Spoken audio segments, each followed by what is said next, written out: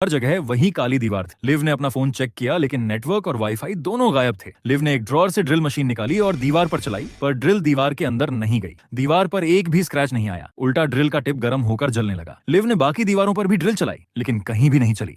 अब लिव और टिम घर में फंस गए थे। तभी उन्हें चीखों की आवाज सुनाई दी। वो आवाज सुनकर वे किचन में गए। किचन की दीवार पर जब ड्रिल चलाई तो दीवार के पार छेद हो गया और दूसरी तरफ उनके पड़ोसी खड़े मिले जो उन्हीं की तरह बहुत परेशान थे। लिव ने आना को हौसला देने की कोशिश की। इसी दौरान टिम ने किचन का नल चेक किया और उसे एहसास हुआ कि वहां से पानी नहीं आ रहा। उसने फिर घर के बाकी नलों को चेक किया और पता चला कि घर के किसी भी नल से एक बूंद भी पानी नहीं आ रहा। परेशान टिम लॉन्ज में काफी देर तक अकेला बैठा रहा। तभी उसने कुछ अजीब नोटिस किया। ब्लैक वॉल के साथ एक छोटी सी मेटल चिप चिपकी हुई थी। उसे एहसास हुआ कि यह दीवार मेटल ऑब्जेक्ट्स को अपनी ओर खींच रही है। उसने तुरंत लिव को बुलाया और दोनों ने मिलकर घर के सारे मेटल ऑब्जेक्ट्स इकट्ठा किए और उन्हें ब्लैक वॉल पर चिपका दिया। अब वे मैग्नेटिक ऑब्जेक्ट्स के साथ दीवार पर एक्सपेरिमेंट करने लगे। अचानक सारे मेटल ऑब्जेक्ट्स जोर जोर से वाइब्रेट करने लगे और फिर एकदम से दीवार से बहुत तेजी से निकल गए, जैसे किसी ने उन्हें बाहर की तरफ जबरदस्ती फेंका हो। अब रात होने को आ गई थी लेकिन काली दीवार वहीं की वहीं खड़ी थी। टिम और लिव थोड़ी देर स्नैकिंग कर रहे थे, तभी उन्हें मार्विन की जोर जोर से चीखें सुनाई दी। उन्होंने किचन में बने छोटे होल से बहुत जोर से आवाज लगाई लेकिन कोई रिस्पॉन्स नहीं आया। तभी उन्होंने हथौड़ा और ड्रिल से ब्लैक वॉल में एक बड़ा सा छेद बनाया और उस छेद को पार करके अपने पड़ोसी के फ्लैट में घुस गए। घुसते ही उन्होंने देखा कि हर चीज बिखरी हुई थी, जैसे वहां कोई जबरदस्त लड़ाई हुई हो। एक कमरे में उन्हें आना खून से लथपथ जमीन पर गिरी हुई मिली। टॉम बाहर निकलने के लिए पड़ोसियों के घर में रास्ता तलाश कर रहा था। तभी उसे स्टोर रूम में एक कुल्हाड़ी मिली। उस कुल्हाड़ी से टॉम ने ब्लैक मेटल वॉल तोड़ने की कोशिश की लेकिन वह बिल्कुल भी डैमेज नहीं हुई। उसी वक्त लिव के दिमाग की घंटी बजी और उसने एक ठोस प्लान बनाया। उसने सोचा कि अगर दीवार से बाहर निकलना नामुमकिन है तो नीचे से कोशिश करनी होगी। प्लान ये था कि पहले फ्लोर के साथ साथ ग्राउंड फ्लोर को तोड़कर बेसमेंट तक पहुंचा जाए और वहां से बेसमेंट से जुड़े पुराने बंकर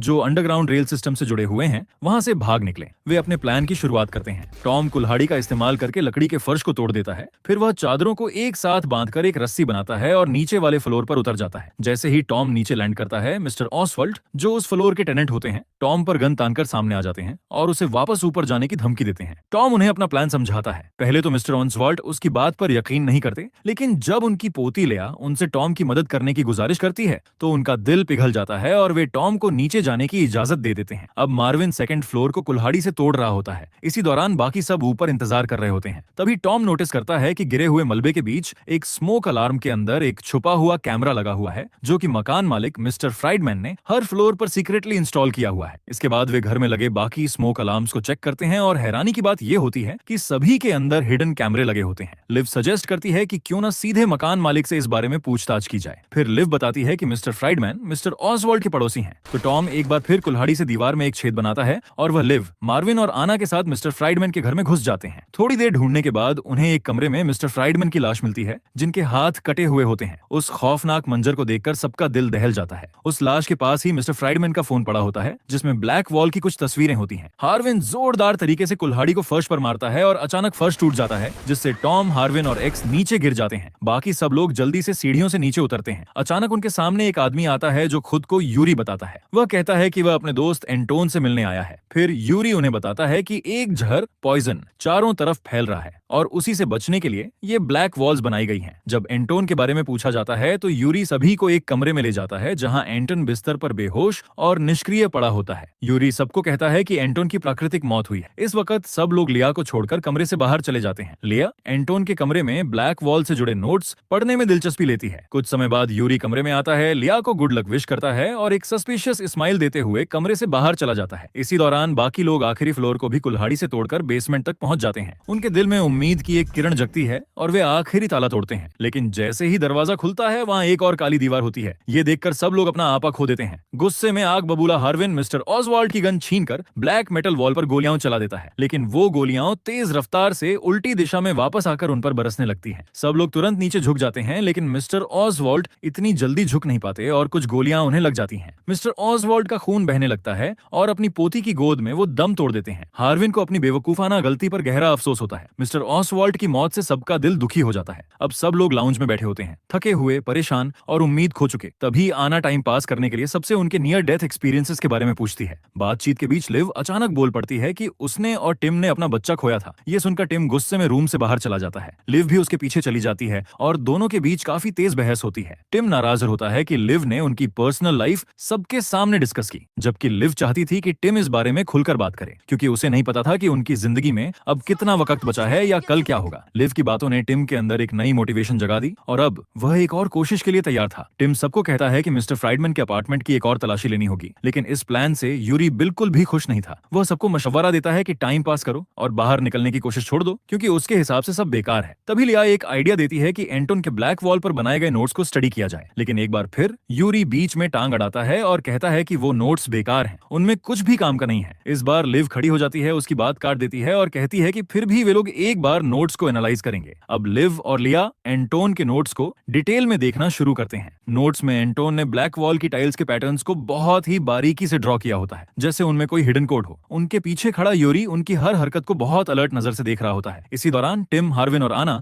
मिस्टर फ्राइडमैन के अपार्टमेंट की तलाशी ले रहे होते हैं। वहां टिम नोटिस करता है कि एक दीवार की शक्ल में एक छुपा हुआ दरवाजा है, जो पहली नजर में सिर्फ एक वॉल लगता है, लेकिन जब उसे नॉक किया जाए तो पता चलता है कि पीछे बहुत बड़ी स्पेस है। टिम को समझ नहीं आता कि उस हिडन डोर को कैसे खोला जाए। तभी हार्विन एक ड्रॉर खोलता है, जिसमें उसे एक छोटी सी डिवाइस मिलती है जो किसी रिमोट जैसी लग रही होती है। उस पर कुछ नंबर्स डिस्प्ले हो रहे होते हैं। हार्विन उन नंबरों को प्रेस करता है और तुरंत दरवाजे से एक अजीब सी मैकेनिकल आवाज आती है। टिम समझ जाता है कि यही डिवाइस उस डोर की चाबी है और इसका पासवर्ड इन नंबर्स के कॉम्बिनेशन में छुपा है। टिम फौरन आना को फ्लोर लाने के लिए कहता है। उधर दूसरी तरफ लिव और लिया एंटोन के नोट्स से काफी वैल्यूएबल जानकारी हासिल कर रही होती है, जो देखकर यूरी परेशान और अलर्ट हो जाता है। टिम फ्लोर की मदद से कोड के 4 अक्षर खोज लेता है, जिससे सैकड़ों संभावित कॉम्बिनेशन घटकर सिर्फ 24 ऑप्शंस रह जाते हैं। आना बाकी लोगों को बुलाने के लिए एंटोन के कमरे में जाती है। वहां से लिव और यूरी आना के साथ टिम के पास आने लगते हैं, लेकिन लिया पीछे रुक जाती है नोट्स को और गहराई से पढ़ने के लिए। इस बीच हार्विन और टिम अलग अलग कोड कॉम्बिनेशन ट्राई कर रहे होते हैं और आखिरकार वे सही कॉम्बिनेशन ढूंढ निकालते हैं। दरवाजा एक मेटल क्लिक के साथ अनलॉक हो जाता है। टिम और हार्विन उस छिपे हुए दरवाजे के अंदर जाते हैं, जहां उन्हें एक हिडन कंट्रोल रूम मिलता है। वहां दर्जनों कैमरे हर अपार्टमेंट की गतिविधि रिकॉर्ड कर रहे होते हैं। हर स्क्रीन पर लाइव फीड चल रही होती है, जिसमें अपार्टमेंट्स के अलग अलग कोने नजर आ रहे होते हैं। टिम हैरान होकर अपने अपार्टमेंट की रिकॉर्डिंग प्ले करता है। रिकॉर्डिंग में साफ दिखाई देता है कि ब्लैक वॉल धीरे धीरे स्मोक जैसे कणों से बन रही है और खिड़की के पास आकर चिपक रही है, जैसे कोई लिविंग ऑर्गेनिज्म हो। ये देखकर सबकी आंखें फटी रह जाती हैं और हार्विन अविश्वास में खो जाता है। उसका चेहरा सफेद पड़ जाता है। उधर एंटोन के कमरे में लिया एंटोन के नोट्स को गहराई से स्टडी कर रही होती है। उसे लगता है कि एंटोन के पास ब्लैक वॉल के बारे में कुछ ऐसा खतरनाक सच था जिसकी वजह से उसकी जान गई। जिज्ञासा के साथ वह एंटोन के लाइफलेस बॉडी के पास जाती है और उसके गले के चारों ओर लिपटे हुए चमकदार लाल स्कार्फ को हटाकर देखती है। स्कार्फ के नीचे गला घोंटने के निशान दिखाई देते हैं। ये देखकर लिया का दिल जोर से धड़कने लगता है। इसी वक्त यूरी चुपके से हिडन रूम से गायब हो जाता है और सीधा एंटोन के कमरे में लिया के पास आकर खड़ा हो जाता है। लिया उसकी अचानक एंट्री से घबरा जाती है। वहीं दूसरी तरफ आकर खड़ा हो जाता है। लिया उसकी अचानक एंट्री से घबरा जाती है। वहीं दूसरी तरफ टिम हिडन कंट्रोल रूम में एंटोन के अपार्टमेंट की पुरानी रिकॉर्डिंग्स चेक कर रहा होता है। रिकॉर्डिंग देखते देखते सबको यूरी का झूठ पकड़ में आ जाता है। एंटोन अपने रूम में नहीं बल्कि लिविंग रूम में कोलैप्स हुआ था। सब लोग यूरी से सवाल करने के लिए पीछे मुड़ते हैं, लेकिन जब वे पीछे देखते हैं तो यूरी वहां से गायब होता है। हार्विन यूरी को ढूंढने के लिए बाहर निकलता है। जब हार्विन एंटोन के कमरे में जाता है, वहां वह देखता है कि यूरी ने लिया को मार दिया है। ये देखकर हार्विन शॉक में आ जाता है। उधर टिम फुटेज को रिवाइंड करके देखने लगता है। फुटेज में साफ दिखाई देता है कि पहले एक तेज चमकदार लाइट फ्लैश होती है और फिर रोशनी की किरणें विंडो के अंदर आने लगती हैं। इसका मतलब था कि ब्लैक वॉल एक पल के लिए विंडो से हट गई थी। टिम फुटेज को आगे बढ़ाता है और तब एक खौफनाक सीन सामने आता है। यूरी अपने हाथों से एंटोन का गला घोंट रहा होता है। ये सब देखते ही टिम का खून खौल उठता है। वह तुरंत गन उठाता है और यूरी के पीछे दौड़ता है। टिम बिल्कुल सही समय पर वहां पहुंचता है, क्योंकि यूरी हार्विन को मारने ही वाला होता है। लेकिन ऐन मौके पर टिम यूरी से भिड़ जाता है और थोड़ी देर बाद हार्विन भी उसे ज्वाइन करता है। दोनों यूरी को जान से मारने ही वाले होते हैं कि तभी लिव वहां आ जाती है और उन्हें रोक देती है, ये कहकर कि शायद यूरी ही दीवार को खोलने में उनकी मदद कर सके। ये सुनकर वे यूरी की जान बख्श देते हैं और टिम उसे बेहोश कर देता है। अब लिव एंटोन के कमरे में लिया की लाश के पास उदास सी बैठी नजर आती है। लिव को सांत्वना देने के लिए आना उसके पास आती है। लिव आना से कहती है कि यकीनन लिया के पास ब्लैक वॉल के बारे में कुछ ऐसा सच था जिसकी वजह से यूरी ने उसे मार डाला। आना कमरे में लगे कैमरे की रिकॉर्डिंग देखने के लिए हिडन कंट्रोल रूम में जाती है। उसी समय लिव और टिम उसी कंट्रोल रूम में यूरी द्वारा जलाए गए एंटोन के अधजले नोट्स को देख रहे होते हैं। तभी उन्हें अचानक एहसास होता है कि ये कोई आम दीवार नहीं है, बल्कि इसे खोलने का रहस्य इन्हीं नोट्स में छुपा है। और ये भी कि एंटोन कोई आम इंसान नहीं था, बल्कि एक नैनो डिफेंस कंपनी में काम करने वाला कर्मचारी था। ये बात ब्लैक वॉल के असली सच की ओर पहला बड़ा इशारा थी। अब वे सब यूरी के पास जाते हैं और उसे थप्पड़ मारकर नींद से जगा देते हैं। यूरी मुंह खोलने को बिल्कुल भी तैयार नहीं होता, बल्कि बार बार यही सलाह देता है कि इस दरवाजे को न खोलना ही सबकी भलाई में है। लेकिन टिम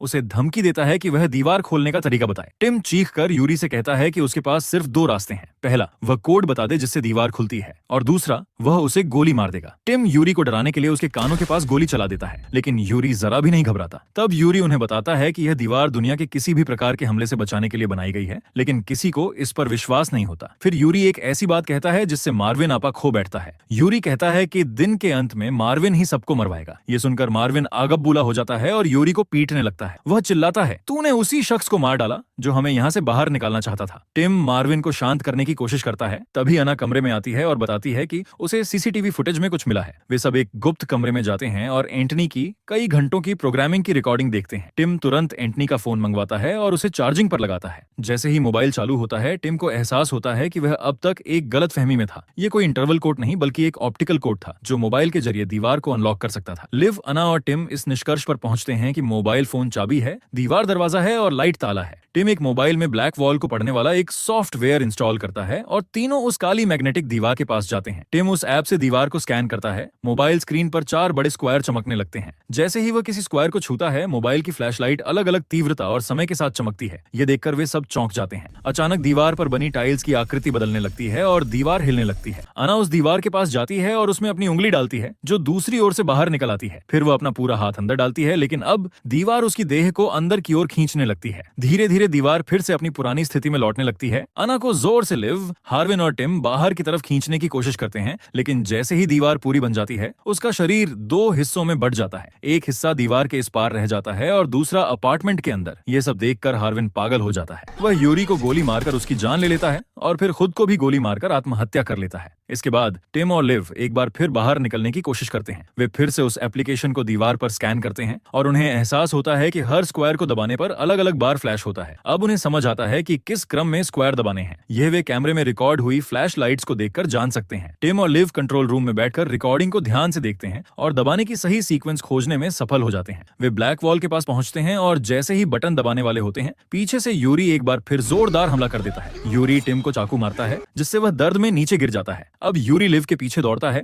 जो पुराने टूटे हुए लकड़ी के फर्श पर फिसलकर नीचे गिर जाती है। यूरी जैसे ही लिव को मारने बढ़ता है, पीछे से टिम हमला कर देता है और लिव को लेकर वहां से सुरक्षित भाग जाता है। यूरी अब भी पीछा नहीं छोड़ता। वह जिस कमरे में वे छुपे होते हैं उसके दरवाजे पर चाकू मारता है और आखिरकार अंदर घुस आता है। टिम फिर एक बार उससे जोरदार लड़ाई करता है। इसी दौरान लिव दरवाजा खोल देती है। यूरी बस टिम की जान लेने ही वाला होता है कि पीछे से लिव आकर यूरी को मार देती है और टिम की जान बचा लेती है। अब वे दोनों वहां से भाग निकलते हैं। जब वे बाहर आते हैं तो ब्लैक वॉल में लिपटी इमारतों को देखकर खुद को संभाल नहीं पाते और जमीन पर गिर पड़ते हैं। लेकिन फिर टिम और लिव उठते हैं और पास खड़ी एक वैन को चलाकर उस जगह से दूर निकल जाते हैं।